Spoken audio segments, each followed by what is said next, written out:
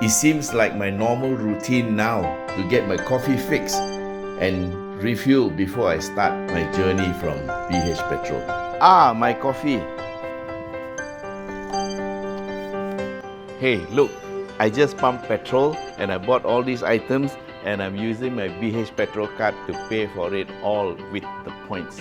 I just had lunch in Nilai and I'm on my way to do the fuel consumption test on the new Vios, which is with me.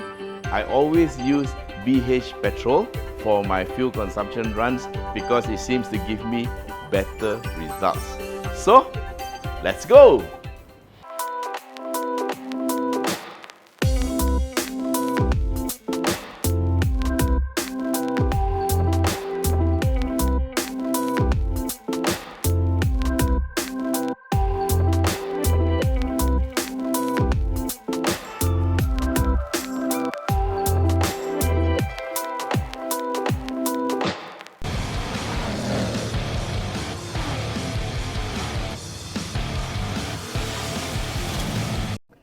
Alright guys, so we're just starting off from the BHPetrol station in Bandar Baru Salak Tinggi on our run. I have set the meter at 0 and we are going.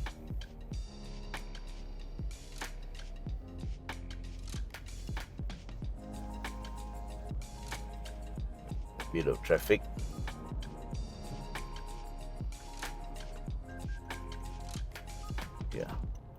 Get into the stream of traffic. And yes, we are in the Toyota Vios and we are doing a fuel consumption run. Yes. Okay, so what we will do is we will do about 30 kilometers of run and we try to get a mixture of roads. So we are somewhere near Bandar Baru Salak Tinggi and heading towards KLIA. But somewhere along this road, we will take a right and head towards Putrajaya.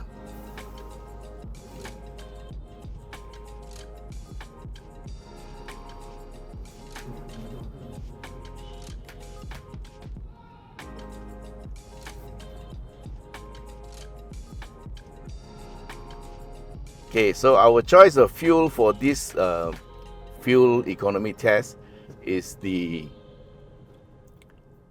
BHPetrol RON95, and there are a few reasons why we choose the BHPetrol because well, this one is Euro 4M and the sulfur content in this petrol is only 50 parts per million compared to normal petrol that is not Euro 4M.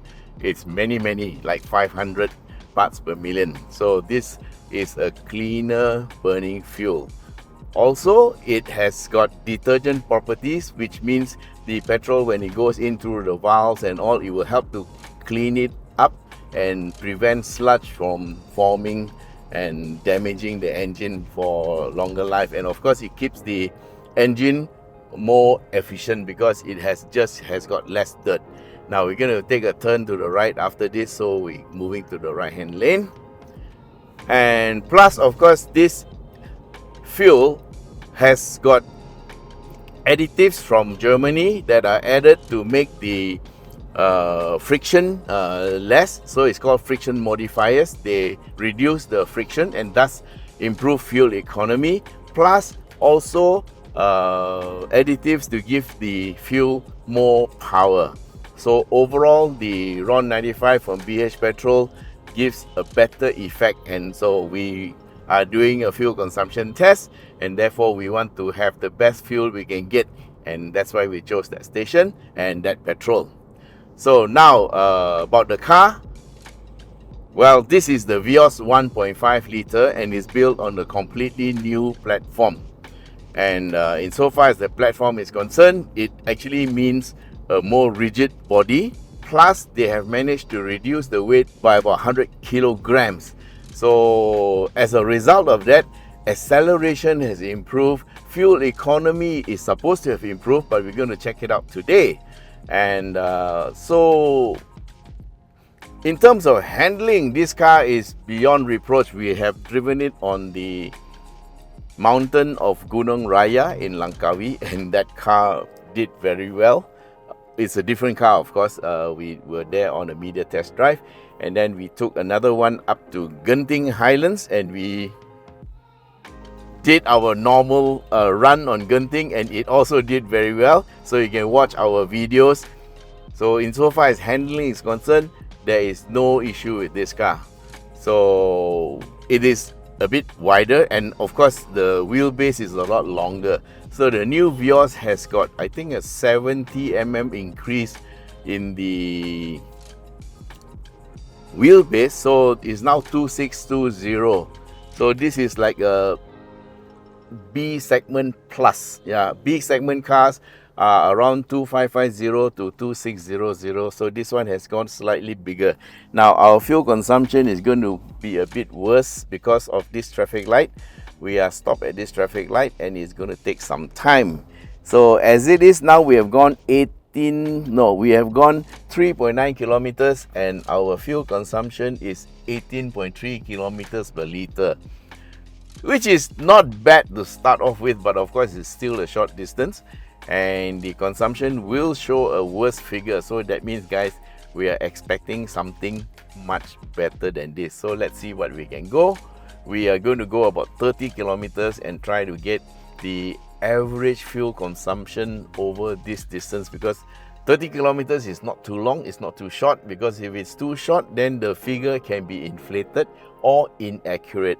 If it's too long, you will fall asleep. I will fall asleep, which is why we have some coffee, which we got from the BH petrol station. And of course, I used my points to redeem, so you don't need to pay. Yeah. So if you pump there, there is an app. You can get points for your fuel, and then when you buy anything from the shop, you also get points. And after a while, when you have enough points, you can redeem the points for anything in the shop, or there are even some hotel stays for you to redeem. So do get yourself a BH Petrol app. Yeah.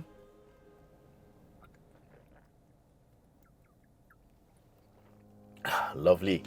So doing a fuel economy run is always very boring. So this iced latte will help us to stay awake. Yeah, hopefully we have a lot of things to talk about. Now, doing fuel consumption tests, there are many ways of doing it. And one of the more convenient ways we have is to use the instrumentation in the cars, because nowadays the cars have got your average fuel consumption, it's got an odometer, it's got a speedometer, so you can know what speed you want to go. And also, it also gives you the average fuel consumption over the distance. So it's quite easy to calculate that, and you can do that by yourself. So, but having said that, every fuel consumption test is different because the road conditions are different. You know, you look at the road now, we are like running in a city traffic. Because of the heavy traffic, we have to brake, we have to adjust for the traffic. So fuel consumption is never as good in this type of traffic, because if you go too slow, it also means that your car is running at a lower gear, and that means you are actually consuming for more fuel. So the best type of fuel consumption is between 80 to 100 kilometers per hour at a steady speed without any heavy throttling. So in terms of driving the car, what we'll do is we'll just do the normal light throttle type of driving to be fair, because for all our fuel consumption tests, we drive exactly the same way. So that is the constant. The only thing that is not constant is the traffic conditions. And today, the road here is a bit crowded. So we are going very slow, about 60 kilometers because of a truck here. And what we're going to do is going to wait for a break in the traffic before we move out and overtake this truck, because otherwise we will have problems. Many of our viewers will complain that we are going too slow. So if you get lousy fuel consumption, they say it's no good. If you get too good fuel consumption, they say it's also no good because you're going so slow. So what we try to do is we try to follow the flow of traffic. You never get things right, but there's no right, there's no wrong. You just have to do what you have to do. And today our job is to see what this car can get us in terms of fuel consumption. Okay, we've gone 5.9 and the consumption has dropped to 16.2 kilometers. Now that's not so good, yeah, because 16.2 is not in our target, 6.2 kilometers, and that's because of the long stop at the traffic light. So let's see what we can get out of this car. Over 30 kilometers. So it's improving, getting 16.9. And we have to actually brake because there's a very slow truck in front. Okay, in another kilometer or so, we are taking the off ramp to go to the ring road around Putrajaya. So this is very similar to city type driving, because you are never able to drive at the most efficient speed. Okay, just to check all the cameras are on. Yes, they are. Yep, all cameras are on. So we're going at about 60 kilometers per hour and we have got 17.2. So it's getting better. We are still trying to recover from that traffic light where we spend a lot of fuel just waiting. Okay, we are moving out to overtake because the traffic on this line is a bit too slow. Okay, we're now at 80. Okay, we're at 90, 92. We have somebody taking a leisurely drive very slowly. Okay, we move back to let others overtake us if they want. So we're going at 88 and we have 17.7. So guys, here again is the what you call the disqualifier, that we're saying that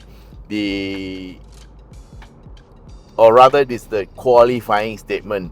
The instruments belong to the car, so you have the speedometer, odometer, and also the fuel consumption meter, which measures average fuel consumption over a distance. So all this comes standard with the car, which is very good because you can do your own test.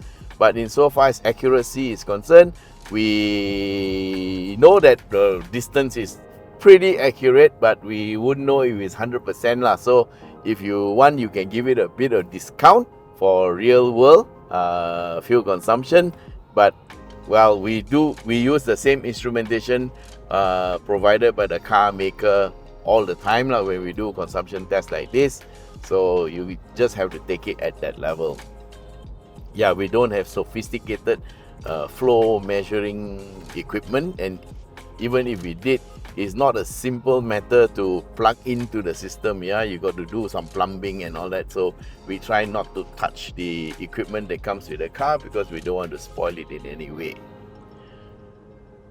So we are going along. We have done 11.2 kilometers and we have 18.9.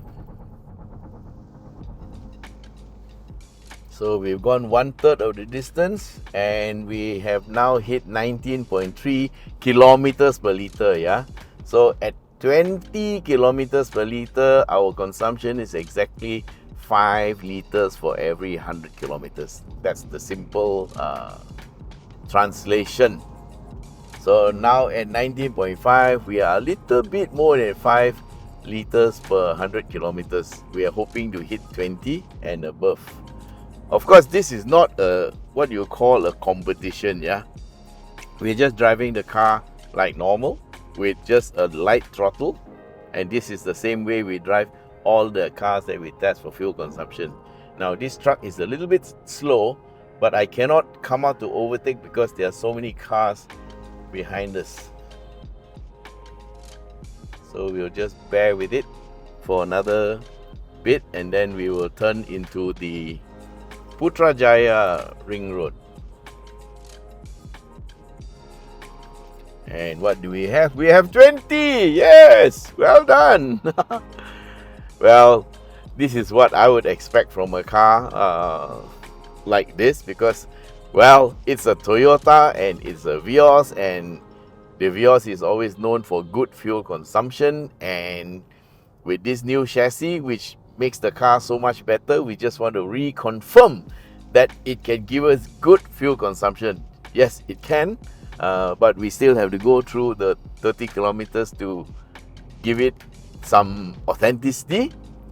And yes, so what we need to show is whether this car is good enough for a lot of you who are considering it, because now that you know the car can perform well, it can accelerate fast, it can corner fast. Now you need to know whether the fuel consumption has changed or not, you know, since there's a new body. Well, in terms of logic, yeah, the body is 100 kilos or 110 kilos lighter. So therefore, with the same engine and transmission, it should give better fuel consumption. Yes, it should, but we still need to double check. Why is there so much traffic? Oh no.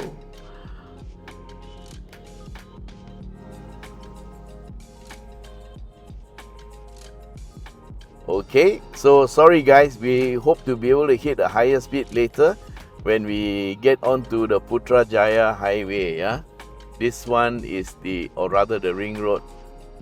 This one is the Putrajaya Dengkil or Puchong Dengkil highway, and there seems to be a lot of traffic, but it's okay guys. This is a good indicator for you because it's just like we are driving in very crowded traffic, so you know whether the consumption, well, you'll get a more rounded figure lah, with all types of conditions. So like I said before in previous videos, every test drive is different. Conditions are different, so results are likely to be different. Now, if you did your test drive yourself, you can get better or you can get worse consumption. It all depends on the conditions under which you drive. Yeah, so like I said, this is not a competition, this is a test to see what the car can do and not what anybody can do. Yeah. Okay, we are very near the turn off to get onto the Putrajaya ring road, so we will go a little bit faster, and I'm going to signal to the left and move over to the left. So for when you want to get into an exit ramp, always get into the correct lane early so that you don't have to do a last minute dive across somebody's nose, yeah, and you can get some people upset if you do that.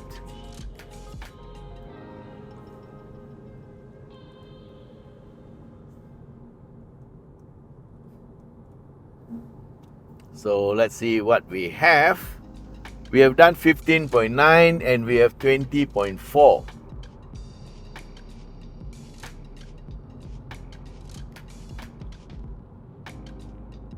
That's actually very, very good, very impressive. Okay, we have this car who also looks like he's doing a fuel economy run. And he's going very, very slow. Okay, we will go past him.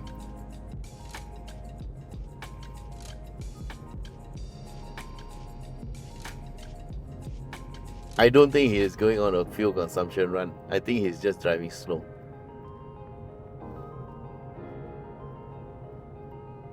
But if that's the highest speed he can go, then he's actually being a danger to himself and to others. Yeah, you need to have a certain minimum speed. You don't want to be a moving chicane, you know, blocking everybody. So now we are on the ring road for Putrajaya, and we will speed up a little bit, move to the middle lane, and see what we can do. So now we're going at about 90 kilometers per hour, and I want to try to hold this speed,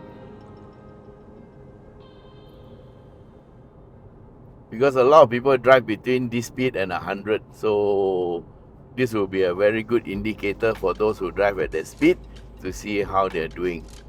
So now we have 19.8, because that climb up there affected the consumption a bit, and we powered a little bit to overtake that car.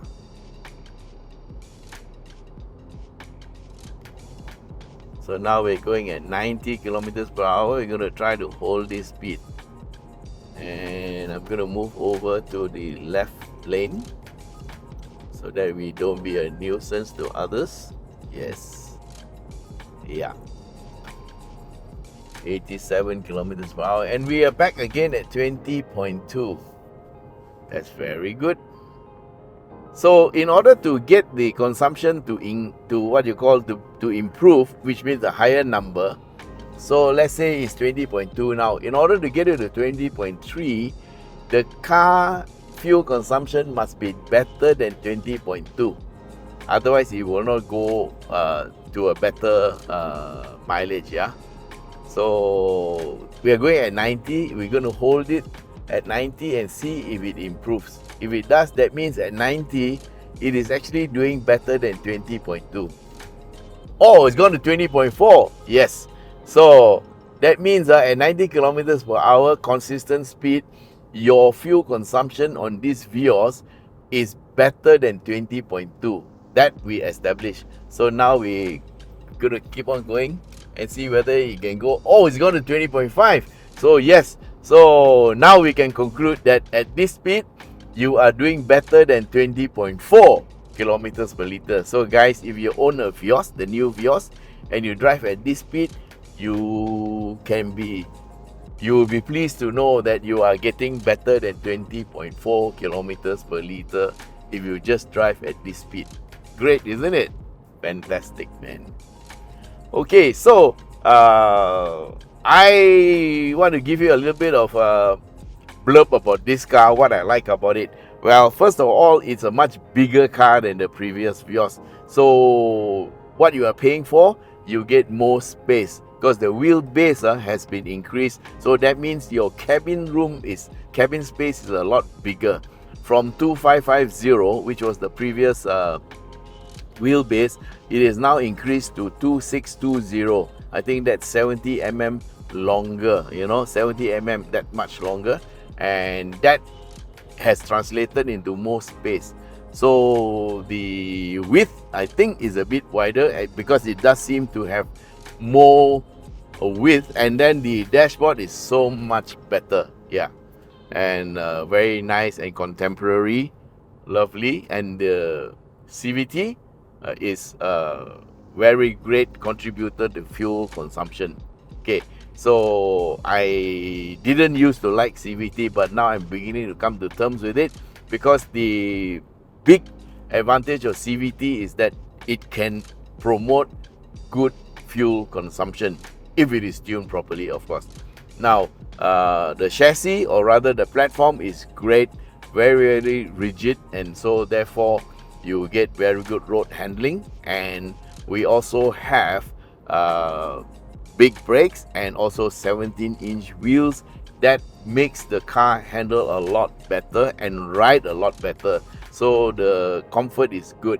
Wind noise, lovely. This is a B segment car, yeah. So you do get a lot of noise, but most of it comes from tire, yeah. But generally it is quieter than the old one, yeah. So at this speed, you cannot hear the engine, you don't hear the transmission.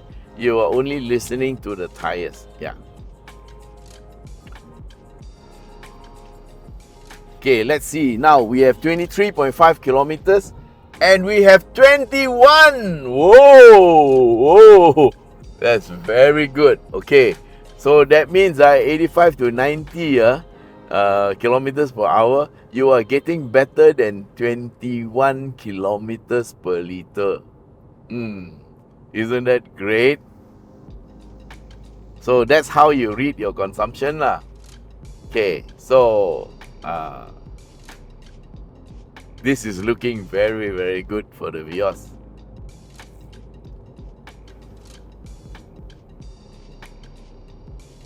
So we've gone 24.5. We need to go for 30 kilometers. So let's see what we get when we get to 30. Okay, we have 21.0. Let's see whether it can improve a bit better. Climbing up this hill may cost a bit of fuel. Now, you probably want to know why we want to go 30 kilometers. If I do a 100-kilometer run, that would be ideal to see how many liters we'll use going at 100 for 100 kilometers. But it's going to take a very long time and it's going to be very, very boring for you and for me. So if we do 50 kilometers, it's still going to be very long, and I think that if you just do 30 kilometers is a good enough indication. Now you may be out by 0.1 or 0.2 of a liter, but actually it doesn't really matter. You just need to have a general figure to know what is the fuel consumption. Okay, is not down to the last decimal points.